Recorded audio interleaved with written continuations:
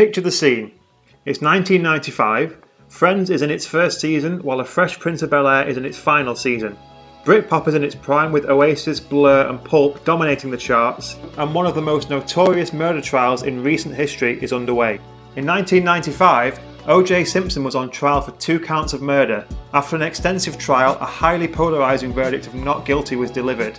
However, in 2007, O.J. Simpson was arrested and imprisoned for kidnap, assault and robbery with a deadly weapon. Now recently, a doctor of O.J. Simpson has claimed that he's concerned he's developing a condition called C.T.E.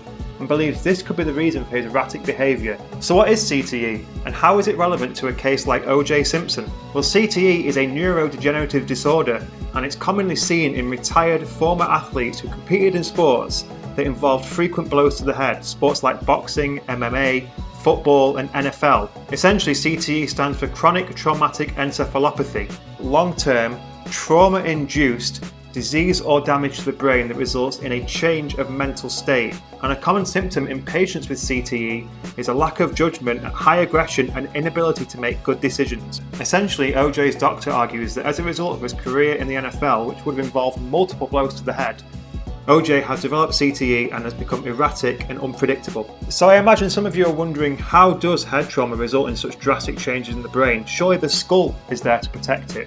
Well, that is true to an extent. The skull is a solid piece of bone and it protects the brain from injury.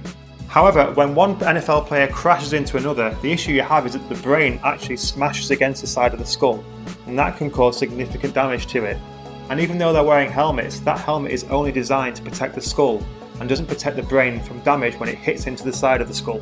Now, CTE has gained a lot of attention recently, and we've got a man named Dr. Bennett O'Mara to thank, who in 2002 proved the link between NFL players and CTE, something that was denied by the NFL for a number of years. So what do we know about the biology of CTE? What happens at a cellular level as a response to frequent blows to the head that results in such a drastic change in the structure and function of the brain? Well, interestingly, one of the things you see in the brain of a patient with CTE is something you would also see in the brain of an Alzheimer's disease patient.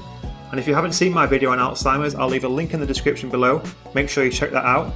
But essentially you see aggregates and tangles of a protein called tau, which results in death of brain cells.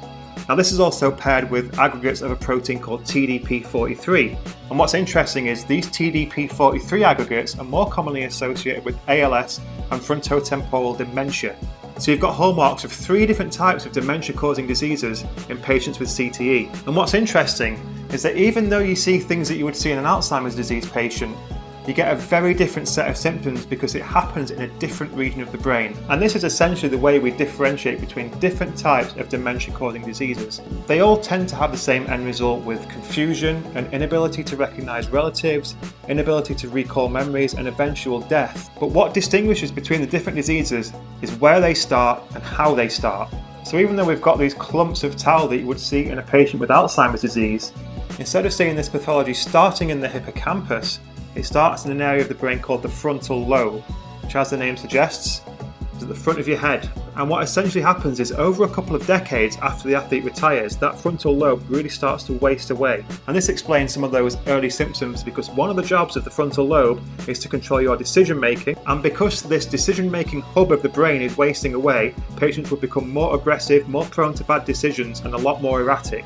Now, as well as damage to the frontal lobe, you also see loss of a structure called the corpus callosum. Now what the corpus callosum does is essentially connect your left hemisphere to your right hemisphere. So anytime the left hemisphere needs to send a signal to the right hemisphere and vice versa, it's almost like that bridge between the two. But because as CTE progresses, this structure starts to degrade, you lose a lot of those functions in which communication between one side of your brain and the other are essential. Things like sensory functions, so feeling things, motor functions, being able to move your arms and control your movement, and also cognition. And eventually that degradation starts to spread out into other areas of the brain, and you see a much more general form of neurodegeneration, loss of brain tissue. So essentially a patient can go from being quite aggressive, quite erratic, difficult to predict, to then showing other symptoms that you would more associate with degradation of the brain. So they might slur their speech, they might not be able to remember things, they might get confused easily, and in some cases you may also see some form of motor deficit, so an inability to do certain things with their hands, with their feet, So the main question is how? How does repeated head trauma result in such drastic changes in the structure and function of the brain?